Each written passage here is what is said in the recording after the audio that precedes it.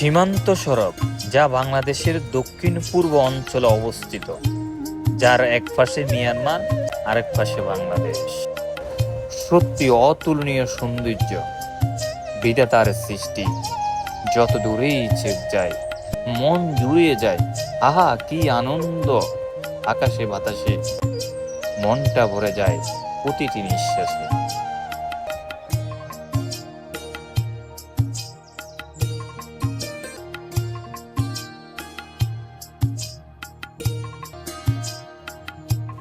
আসসালামু আলাইকুম। আমরা এসেছি আজকে ঘুমধুম সীমান্ত সড়ক, যার এক পাশে বয়ে গেছে মিয়ানমার আরেক পাশে বাংলাদেশ, যেখানে এখন পর্যটকদের আসা সম্পূর্ণভাবে নিষেধ।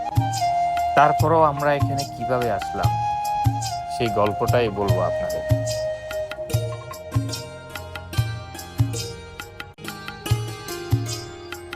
সত্যি বলতে তোর সৌন্দর্য দেখার ভাগ্য যে মহান রব আমাদের কপালে রেখেছে তা আমরা একটুও কল্পনাও করিনি। আমরা যাওয়া দিচ্ছি টেকনাফ, যাওয়ার পথেই হঠাৎ আমাদের বাম পাশে পড়ে রাবার বাগান।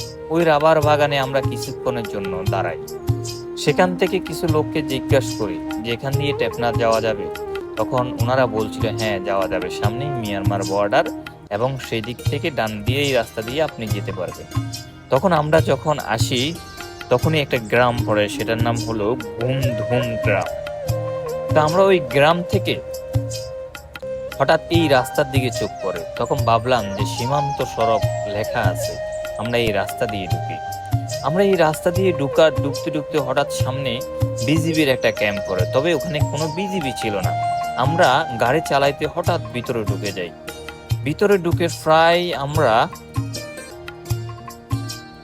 10-12 কিলোমিটার ভিতরে ঢুকে যাই। ঢুকে যাওয়ার পরে হঠাৎ বিজিবি আমাদেরকে বাধা দেয় যে কোথায় যাচ্ছ তোমরা, এই রাস্তা যে আসা নিষেধ, তোমরা কি জানো না? আমরা বললাম জি না স্যার, আসলে আমরা তো জানি না। তখন আমাদের বললো যে তোমরা কি বিজিবির ক্যাম্পে দাঁড়াওনি? তখন আমরা বললাম জি না স্যার, আমাদেরকে কেউ ইশারা দেয়নি, আমরাও দাঁড়াইনি, আমরা ভুলবশত চলে এসেছি, আমাদেরকে ক্ষমা করে দেন। তখন স্যার আমাদেরকে বললেন তোমরা কি কিছুদিন আগে দেখো না এই খবরে যে এখানে মিয়ানমারে যে যুদ্ধ চলতেছে, সেই যুদ্ধের প্রভাবের কারণে এখানে 2 জনের গায়ে গুলি লাগে এবং 2 জন নিহত হয়, তারপরেও তোমরা কেন এখানে আসছো? তখন আমরা সরি বললাম।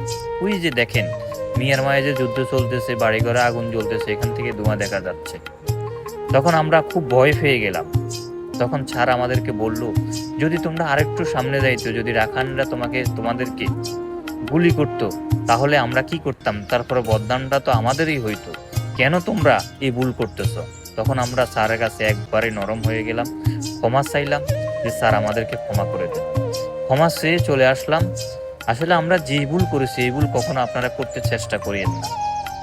এখানে ভিডিও করা নিষেধ, তারপরও আমরা ভিডিও করেছি সামনে বিজিবির ক্যাম্প। অবশ্যই যেখানে যাবেন জেনে শুনে যাবেন, সতর্ক হয়ে যাবেন। মহান রব্বুল আলামিন আমাদের সবাইকে হেফাজত করুন, আমিন। ভালো থাকবেন সবাই, দেখা হবে আবারও কোনো ভিডিওতে। আল্লাহ হাফেজ।